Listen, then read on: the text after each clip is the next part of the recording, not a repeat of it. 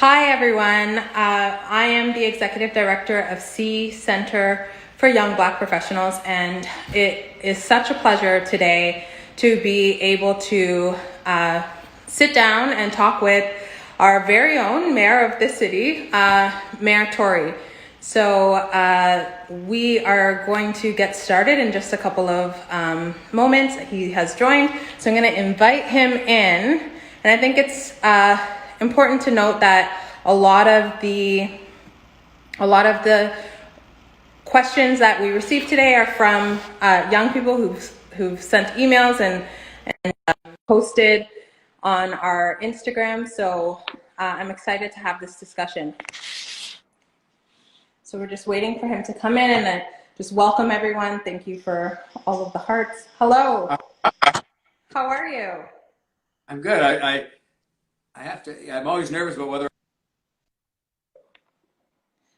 No, you seem to have gone blank on me for a second. It's those ear pods. All right, because I can see myself here. Oh, I can see you. What do we have to do now? I just have to get myself unmuted here. Let's have a look. We do that. You don't have to unmute me. It's me that has to do that because I'm here. Can you hear me now? Yes, I can. Oh, good. Okay, great. Well, all right then. We're all set.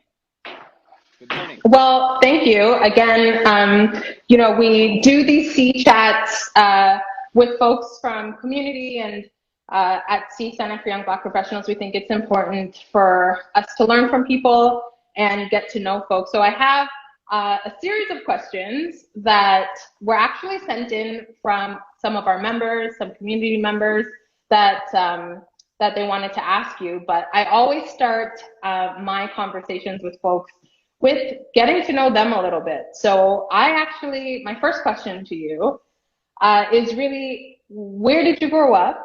What was your childhood like? Were you born and raised in Toronto? If you could just give people a little bit of background as to who you were before you became the mayor of this great city. Well, I thank you, and thank you to CEE for having me on. I'm so admiring of the work that you do. I've been out to see the film, kind of talent development project that you're involved in, and I'm very admiring of what you do, and I thank you for that. And I thank you for having me here. You know what? I've had to learn a lot about how I describe in different settings where I am, my own background, but I've come to realize how lucky I was. I mean, I grew up in what, today we would call a privileged background. My dad was a lawyer, and then subsequent to that, a business executive. My mom stayed home and raised us, and by us I mean I had two brothers and one sister, so there were four of us. And I went to public school in Toronto, and then I was lucky enough to get into a school called UTS, which was at the time a part of the university, and you had to write. It was very competitive to get into it, but it was a very academic school, and I went there for high school. But I sort of grew up in Toronto in a, I realize now, a very rarefied environment in a neighborhood called Lawrence Park, which is full of very privileged people who, don't have a lot of challenges in their lives. They have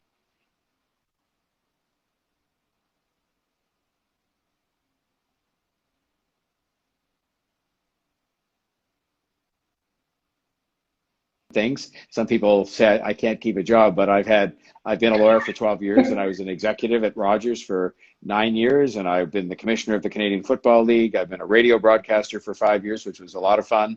I worked in government for 6 or 7 years. I was a provincial politician for 4 years, and now I've been the mayor for 6. So that's kind of my career in a nutshell. And I've been deeply involved in the community all that time. Like, I've been a volunteer since I was like 14 years old, and it was probably the single most important thing I ever did. I did it sort of by accident, but I was a volunteer for charities and in politics and various places where I met all kinds of people and got to know a lot. Not everything, but I got to know a lot. Yeah, well, that's nice for us to kind of understand where you're from and kind of what made you who you are. I think that's important to give context, no matter who we're speaking to. And so, given the situation that we find ourselves in the climate right now, I do want to ask you, how far along do you think Toronto is when it comes to systemic anti-Black and anti-Indigenous racism? It's easy to convince yourself, because I think it's true that we're further along than most places in the world. However, if you then sort of look at it on a different basis, which is not measuring us against other people who have a relatively, weaker track record, but rather measure it against where we should be in terms of being a truly inclusive place and a place where we've, largely eradicated anti-Black racism. I mean, because I say, you'd like to think you could completely eradicate it, and let's say that is the goal. I think we have a lot of work to do. I was last night for 2 hours on a Zoom call like this with our anti-Black, or at least our Black staff network, which are a network that was put together at my urging inside the City of Toronto government as part of our confronting anti-Black racism action plan. And they formed it up. They now have 600 members inside the City of Toronto Public Service. And I guess, when I heard them describing their own experience last night and what they still feel inside a place that is supposed to be as progressive as the City of Toronto, I think really is, and relatively speaking would be maybe among the best cities in North America in terms of dealing with this issue. But when I hear them telling me honestly about how they feel things like mentoring or promotions or day-to-day interactions between people are, and they're not saying it's the worst ever, but they're just saying, that it's far from ideal, then I know that we have a lot of work to do. And so, one of the first things we did was to actually acknowledge the fact years ago that when I was mayor, that we have anti-Black racism inside the city government itself, but also in the city as a whole. And that allowed us to get on with having an action plan, and we've been 2 years into implementing it now, and we're accountable to a table of people from the Black community where we meet with them several times a year to say, how are we doing? But when I listened to our own people last night from our own city family tell me some of the challenges that we have, I realize how much work we have left to do. And I should tell you, as a matter of interest, and I don't know what to expect, but they told me it would be a life-altering experience. One of the things we've done under that action plan is to require that every member of the city staff, whatever their background, every member, without exception, take anti-Black racism training. And I will be taking it as mayor next, I think it's this Tuesday coming up. And they've told me that the things that is going to open my eyes to are things that even I, as someone who's learned about these issues over many years, will be, it'll open my eyes. And I'm looking forward to that experience. And I would be happy to, I'm going to tell the public about it once I've done the training next week, because I think it's important that I should. Yeah, I think that's, I think it's important for people to hear that even you yourself are taking this time to listen and learn as well. So I appreciate that.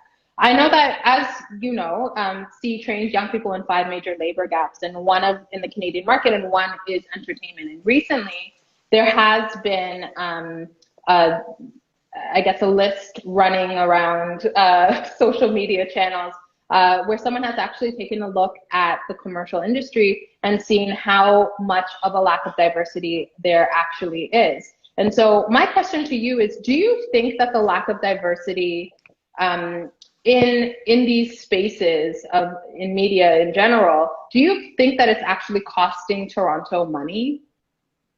Oh, absolutely. You know why? Because we need to have, there's shortages in a number of these areas of people who are properly trained to do given things that, so that when things boom like they were before this pandemic started, we were actually running short of people. And when you think about the fact we have other people in the community who are ambitious to be involved in, different industries, whether it's tech or film or TV, but can't get in because they don't know the way in, or because nobody sort of offered them a chance to have the proper training to get there.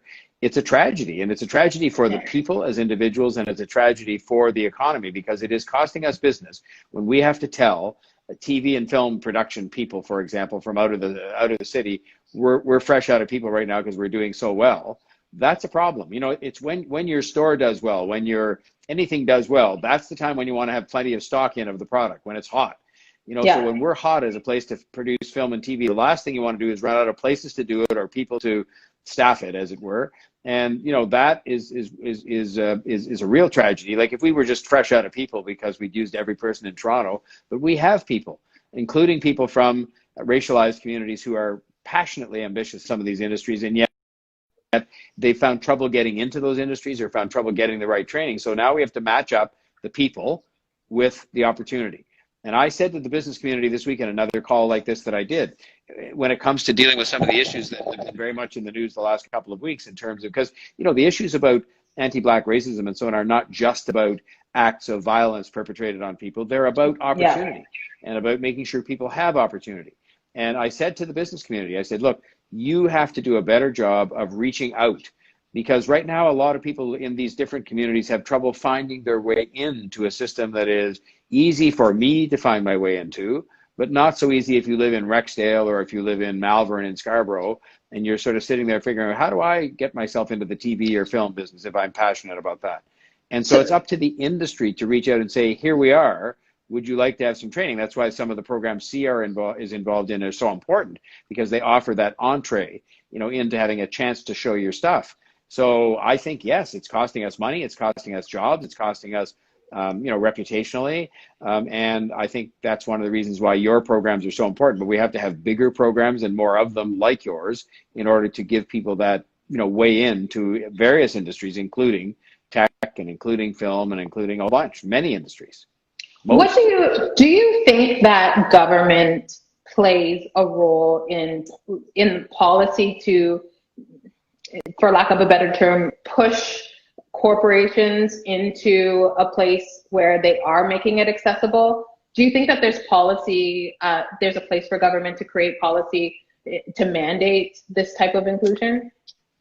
Yes, but I tend to believe more powerful is the sort of business case you can make to businesses themselves and say, look, first of all, if you want to have a community in which people really do function as a team and it's all for one and one for all, then you have to make sure that your workforce is representative of, and that in fact within that workforce you have, equal opportunity, not special obstacles standing in the way of people who are black or brown or gay or, any one of a number of different groups that will be represented inside the average workforce. You have to make sure, first of all, they have a chance to get in, and secondly, they have a chance to work their way up, and that you keep an eye on that and provide the special support that is sometimes necessary to make that happen. And I tend to believe that works better than what government can do. What government can do is we can provide incentives. That's possible. We can pass a law saying, well, you have to do this or that. But I tend to think when you pass a law and say to people, we're forcing you to do this, it doesn't work as well as when they sort of realize it's in their own self-interest to get smart, bright, ambitious people who are representative of the population they serve to get on the team and be part of the success of whichever industry they happen to be in. And so that's why I said this week in one of these calls that I was just referring to with the business people, you are the ones that should be in your own interest and in the interest of the city in which you do business, reaching out and including smart, ambitious people from diverse backgrounds, because that's going to make you a better company. It's going to make, the city function better. It's going to be providing opportunities for people who are smart and ambitious. It's just good all the way around. So I think we do have a role, but part of the role is me as a leader speaking up on this and saying to business, do this, and not do it because I'm threatening you. Do it because it's for your own good and for the good of your community, because a lot of them right now are at a moment in time where they are concerned about the issues that they've seen very much in the news in the last 3 or 4 weeks. So it's an opportunity, a point in time where they're almost saying to people like me, what should we do? And I'm saying what you should do is reach out to these young people especially and give them a fairer, more equitable future compared to what they might have in front of them today, where they often seem lost and don't really know how to find their way into the success. We saw this week, Toronto is the fastest growing city in North America. And I know we've had a hiccup because of this pandemic, but we will be back to being the fastest growing city. But is that growth and the benefits from it shared equally among all the people who live here, 3 million people? No, it's not. And so, we can pass some government rule saying we're going to share it equally, but the better way to do it is for businesses and organizations, including government, to say we are going to make an effort to make sure it's shared more equally. And by doing that, we can help people lift themselves up and feel a part of the overall success that is Toronto and do better for their families and for themselves. I guess I'm gonna press in here a little bit. When do you think we come to a place where we need to reevaluate? Like, so say the state of affairs, because I think what sometimes happens is it gets better for a little bit and then we go back to status quo. So when do we reevaluate and say, like, leaving it to everyone else to do the right thing isn't quite working? Well, I'll tell you what I think we've been bad at over time that has led to your question being a perfectly valid and appropriate one to be put to me, which is we've been bad at keeping track of things and measuring things. So, for example, on the policing front, where there's been a lot of controversy over many years, as you say, about policing and how black Torontonians are over-policed and so on, we were not keeping until now and it was done, frankly, under my leadership as mayor and under the leadership of the current police board, we are going to begin to do something we should have been doing some time ago, which is collecting statistics based on race so that we will be able to see how often different things are happening involving Black people and people with other skin colors and people from the LGBTQ communities and so on. And once we can see that, then we'll be able to measure, is it getting better or worse? Are we actually making progress with the things we're doing? I said last night on the Black staff call with the City of Toronto, do we presently have an analysis of the different levels of the City of Toronto staff, like the different levels of, as you rise up through the ranks?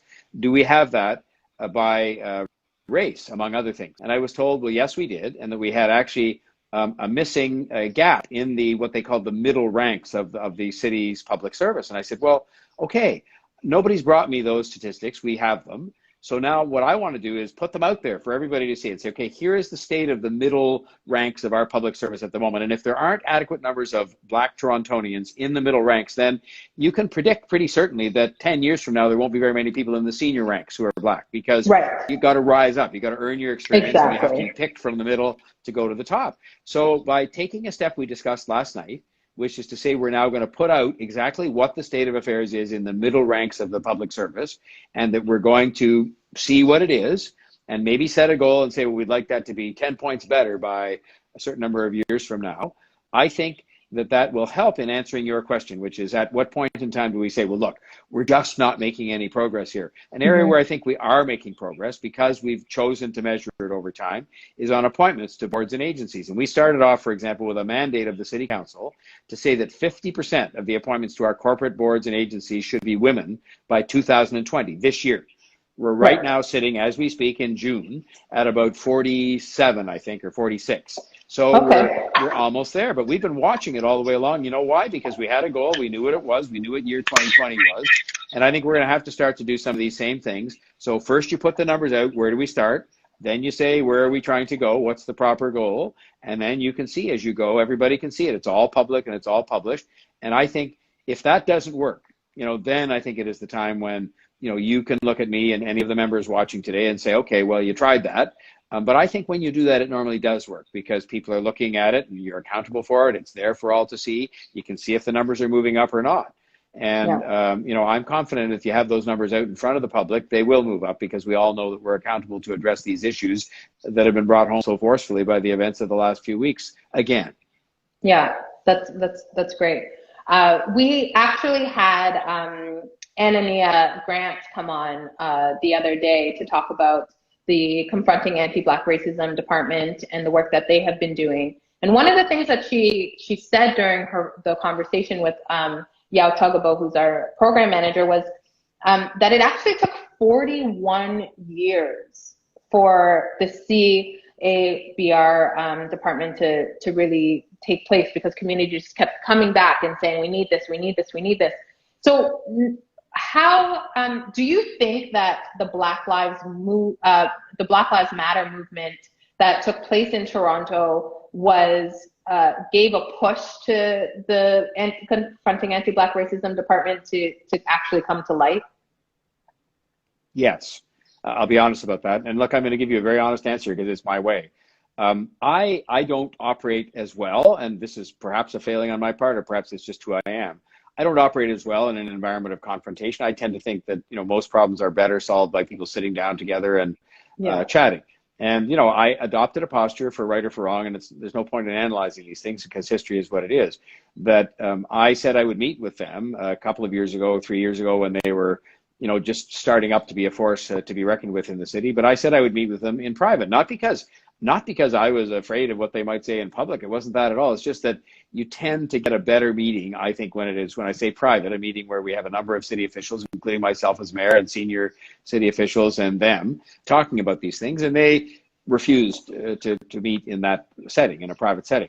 Whether I was right or wrong in imposing that condition on it, I don't know. But I will just tell you that their very existence and the fact that they were very forceful in, whether it was at the Pride Parade or other times, talking about some of these issues, caused us to begin a process which I was much happier with, frankly. And again, I can't sort of apologize for who I am. I mean, you just are who you are. We then embarked on an amazing consultation that involved hundreds of people from the Black community saying, okay, I have acknowledged as mayor on the road to establishing this unit, the first of its kind anywhere in North America, a confronting anti-Black racism unit inside a city government. Yeah. I've acknowledged that we need to do this. Now tell us what it should be, and when it gets into existence, what should it tackle?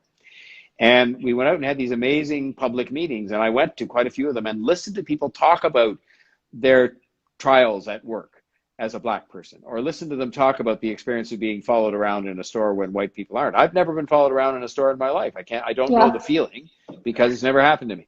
I've probably been stopped by police officers when I'm driving a few times when I deserve to be because I was speeding or something. I've never been sort of randomly stopped for no apparent reason. It hasn't happened to me.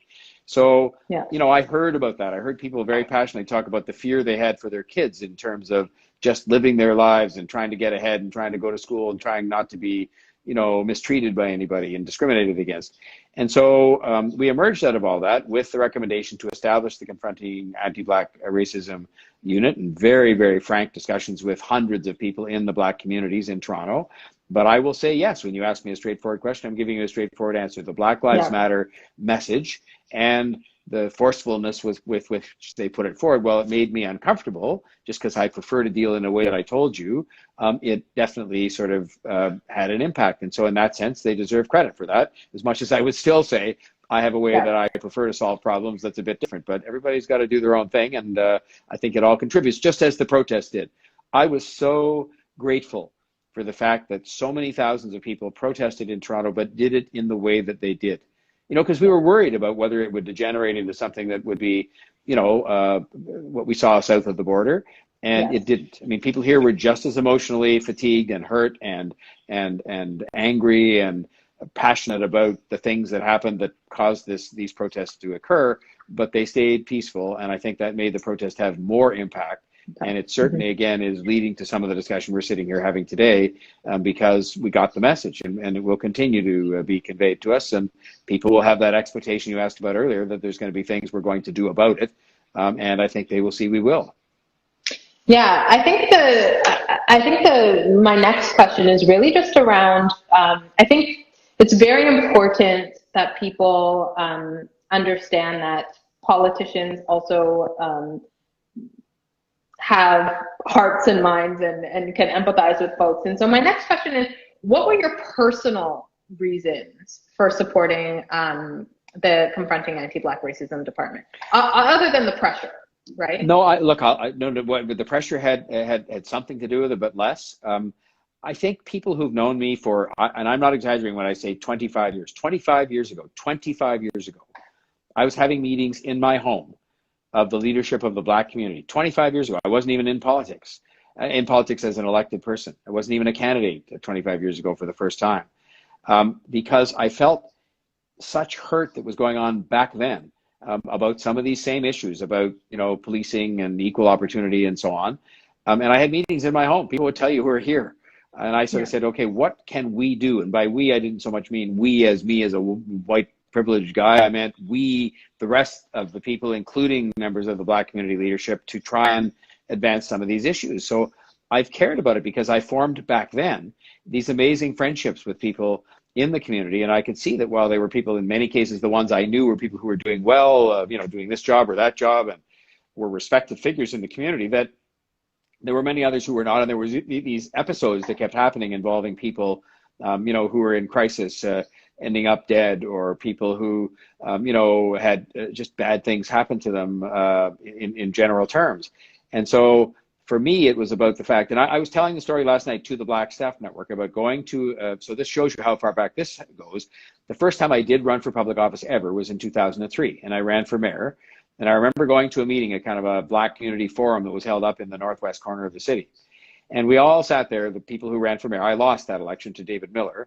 And we all sat there and said we would have some kind of an action plan for the Black community. And I remember them standing up and saying, well, you know, here we are again, having another meeting for another mayoralty campaign, and all the candidates have sat up at the front and told us they're going to have an action plan for the Black communities. And frankly, we all just sit here saying, you know, we've heard all this before, and we've heard all you come and say that, you know, you will have an action plan and do something. And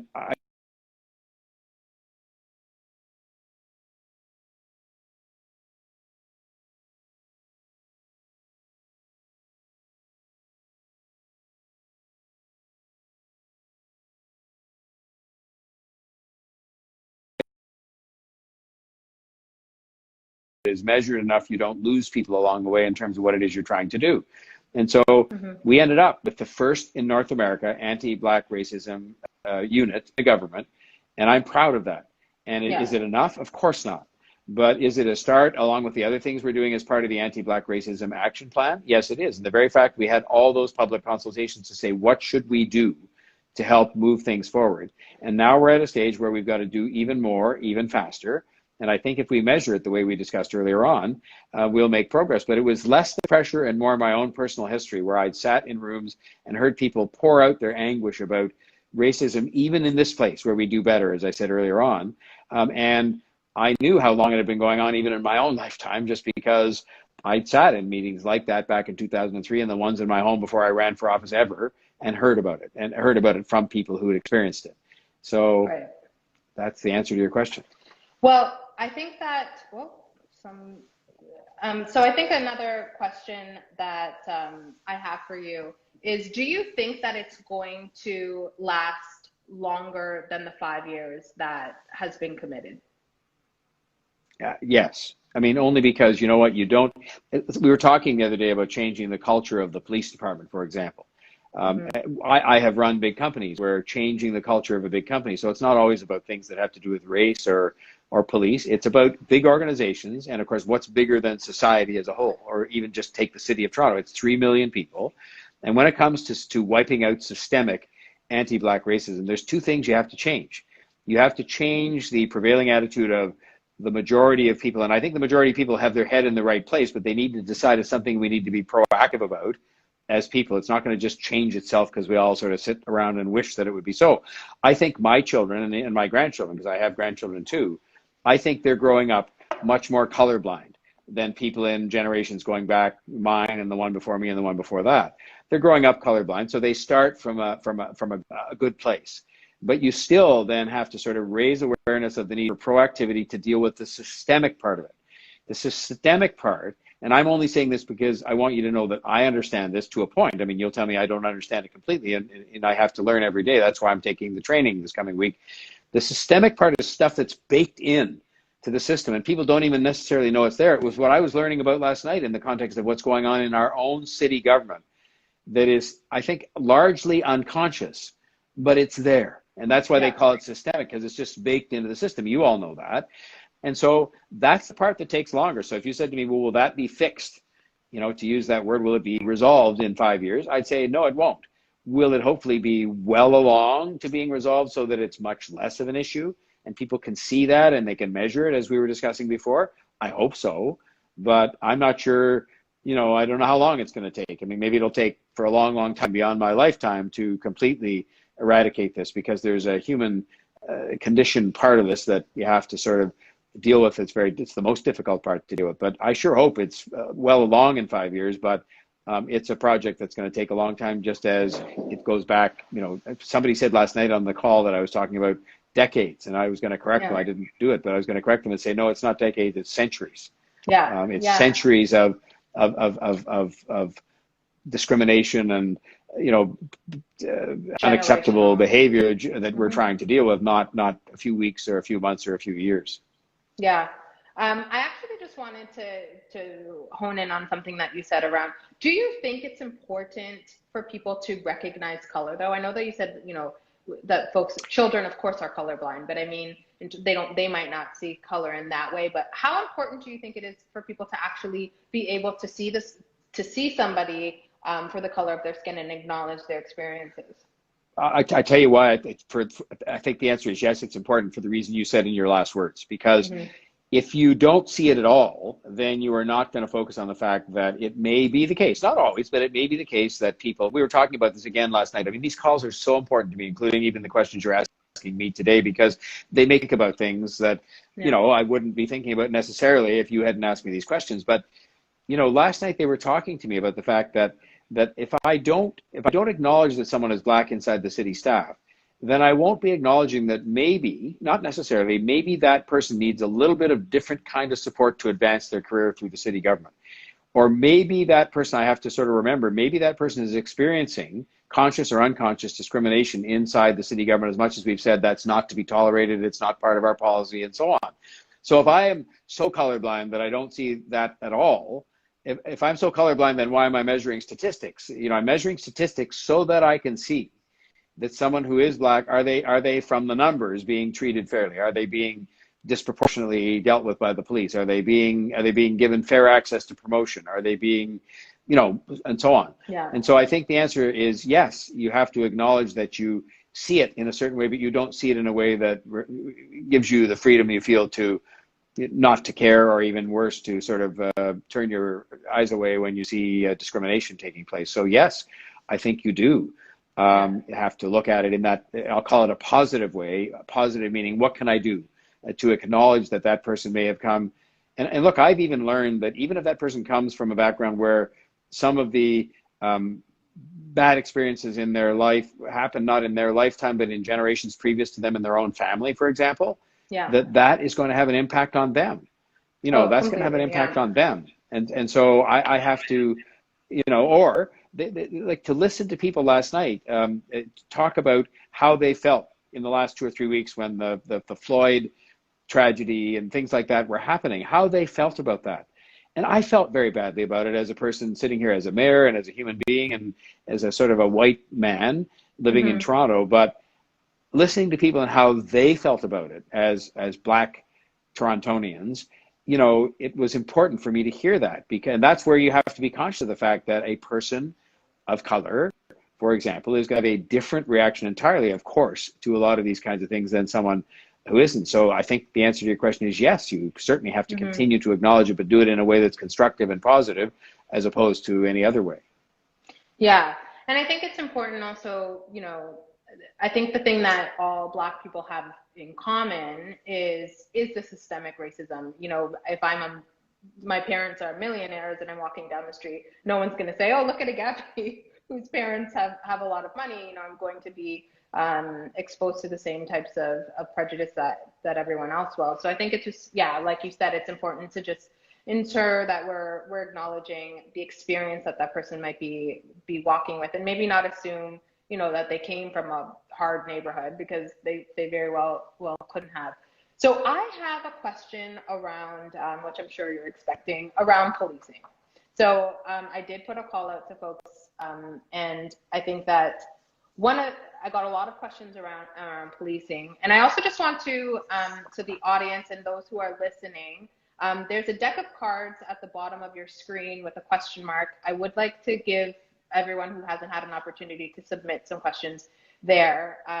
So can I ask you a question while you're thinking of the next one? Yeah. I just saw pop on the chat session that's coming by, and I haven't been looking because I have to look at myself in order to watch the words going by, and I don't want to look at myself, I'm looking at you. But it said, stop dragging color. What does that mean? Like, I honestly don't know what that means when they say dragging color. What does that mean? Well, I think that people seem to think that racism does not exist. And so a lot of the time, you know, don't use the race card.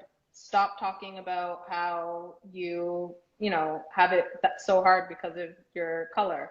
And so maybe those people don't know what the conversation is about or what CEE does, but CEE serves Black youth, so it's our primary business.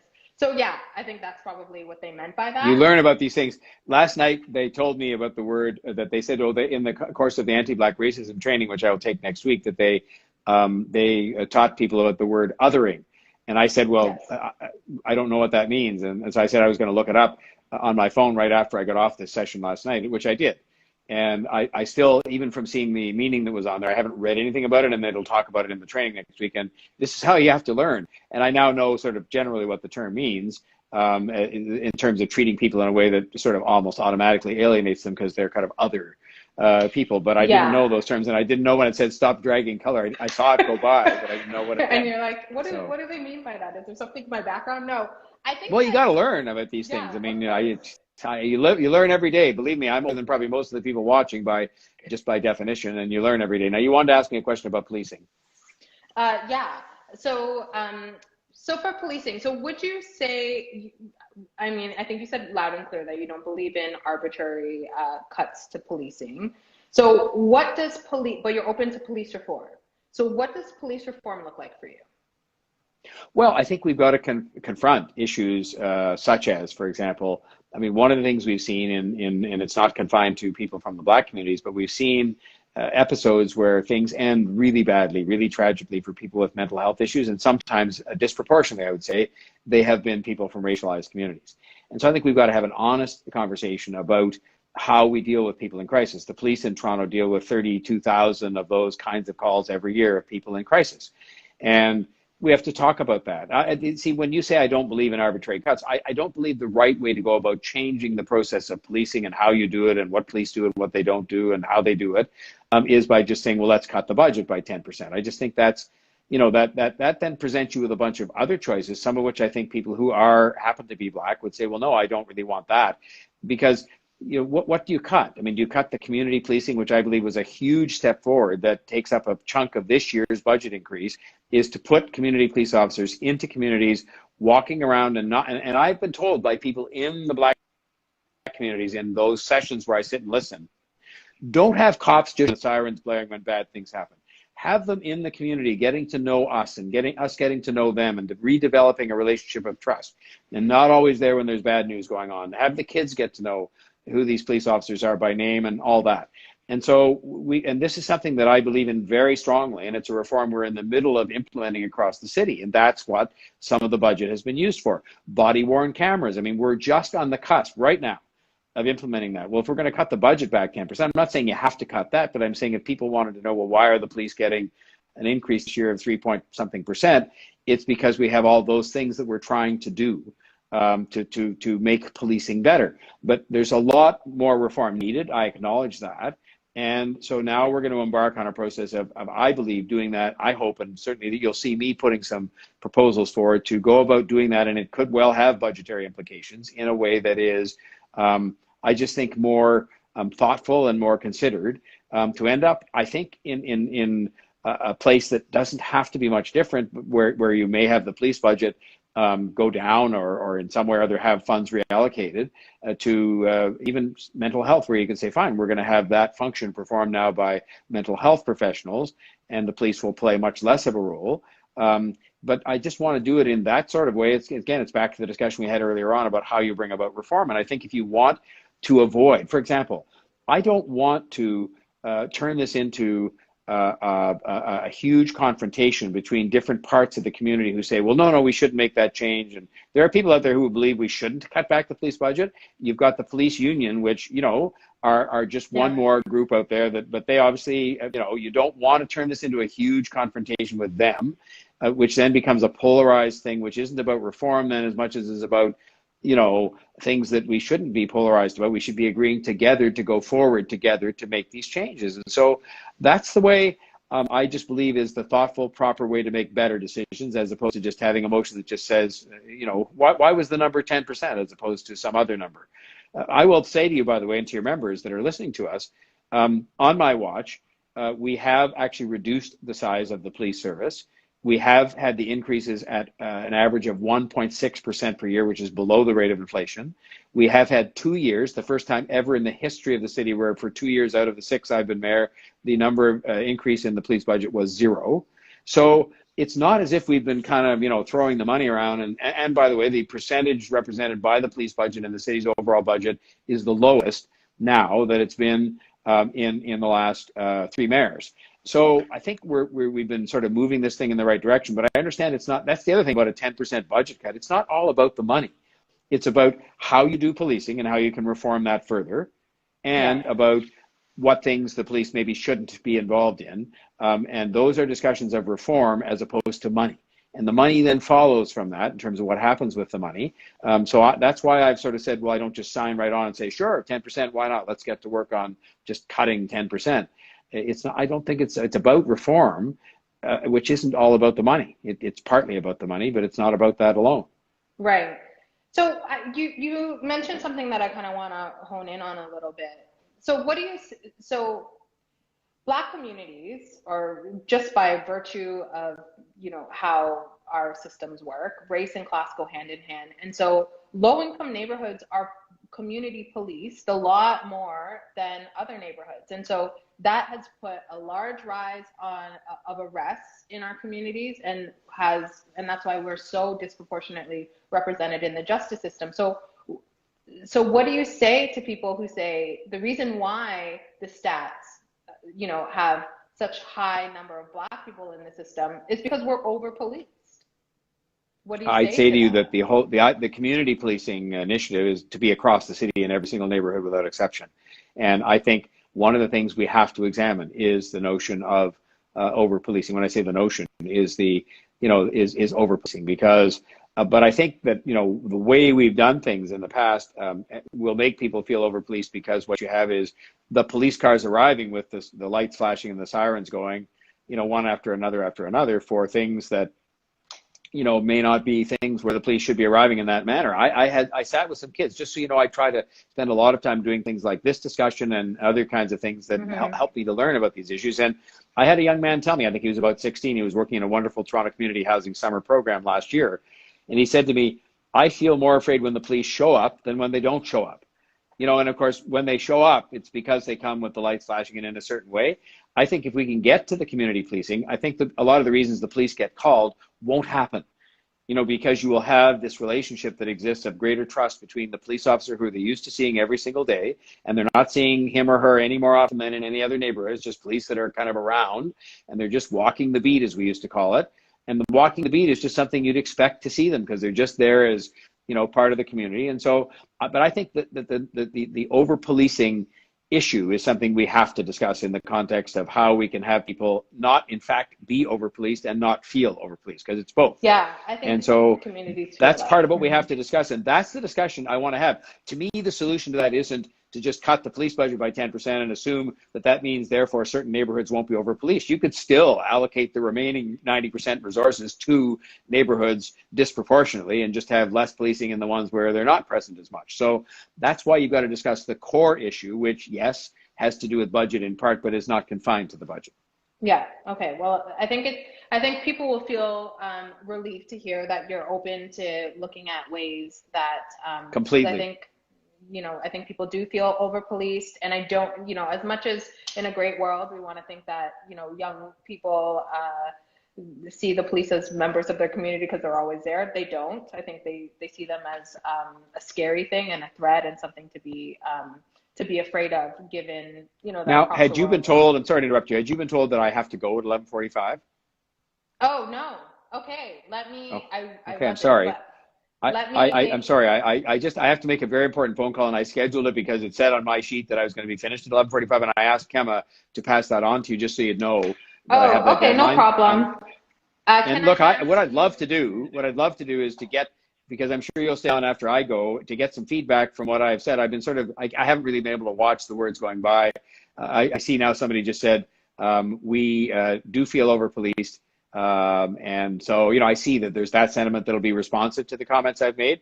And I'll want to hear if I could possibly get some kind of a, feedback from you and from the others involved with the CEE as to what the people who are watching us have had to say about this. And but I'm sorry, I just scheduled it's a really important phone call, and I scheduled it so when I knew I had, because I'm doing another one of these at 12 o'clock with another group of people, and I have 15 minutes to make this phone call, and if it wasn't important, I wouldn't have to leave. Yes, of course. Okay, really quickly then. Yeah. I want to know what legacy do you want to leave, not just at the City of Toronto, but in the Black community? What do you want the Black community what legacy do you want to leave with us? It's the same legacy. When people said to me, what's the most important issue, I think, facing Toronto, they said to me online when I got reelected a couple of years ago, and I said it is the gap that has not only been in existence for some time, a long time, but also has been growing between those who I described as comfortable.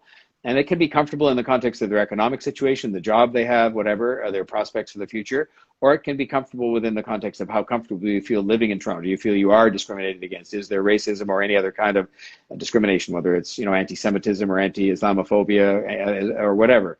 That I want to see that gap reduced. And that's a big task to take on. But if you look at the real measure of what it is we're trying to do here in Toronto, we're trying to see everybody be able to lift themselves up in terms of their lot in life, how they're doing here, the way they can provide for themselves and for their family, how they can achieve their own ambitions. And what has happened over the last few years, pick a number, 10 years, 15 years, is that we've gone from a situation where the city was more homogenous, recognizing there were still lots of people discriminated against and struggling 15, 20 years ago, where that number has increased, and the number who are kind of in that kind of comfortable zone where they feel they have a chance, they feel they're getting a fair chance, has decreased. And so I really want to see that gap reduced. And that's why we're doing things like building transit. So jobs and opportunity are more accessible to people in marginalized parts of the city. We're trying to build more affordable housing. So people who are struggling, a bit will have a place to live in the city and they won't feel there's just nowhere for them or they have to leave the city. We're working hard to deal with employment opportunities and make sure there are training programs like the ones done by CEE that take people who have the passion, as we discussed at the very beginning of this conversation, and say, we will give you a bit of the extra push, a bit of the extra help, a bit of the hand up that you need to get yourself into film and television or to get yourself into tech. And so that's what I want people to be able to say. And as we discussed earlier, I don't look at the world through rose-colored glasses and say by the time I leave office, whenever that is, they'll say every problem has been resolved. The world doesn't work that way. But I'd like them to say it's better. And that even on this issue of anti-Black racism, that we, by establishing the unit, having some measurable progress, as we discussed, that people can see, having the reforms made to policing, they will say, you know what, on that guy's watch, things got better. And if you can hope that they got better, and hopefully quite a bit better, but better, then, I mean, you have done what you tried to do. And I'm just trying my best every day. I work as hard as I can. I couldn't put in any extra hours. I try to learn and listen, as I have done from even your questions this morning, from the meeting I described last night, from the anti-Black racism training I'll have this coming week, I think on Tuesday. So I got to go, but I'm so glad I was able to join in. And if you want to give me some feedback through Kemma or directly about what people had to say, I can't watch all those comments going by on the website. I wish I could have done that and concentrated on my answers, but let me know, okay? Thank you and thank you to CEE. Thank you to CEE for what it's doing. You. It's really important to the well-being of our community and to making progress on the stuff we've talked about today. Thank you so much. Have a great day. Okay, you too. Bye-bye now. Okay, for those of you who are still here, please share your questions in the bottom with the deck of cards, and I am hoping that I can share them with the mayor, perhaps invite him back to have a conversation with us. Again, we are CEE Center for Young Black Professionals. We train young people in 5 major labor gaps in the Canadian market. If you're a young person and you are interested in getting to know any of our programs, please go to ctoronto.com or .org, sorry, ctoronto.org. And if you want to learn more about us, and again, please submit your comments, and we will post this for folks. So please share it so that we can hear what our leaders are doing and saying in this time and place. To my community, please be well. And to all of you who have tuned in, thank you so much. And I hope that you have an amazing day. Take care.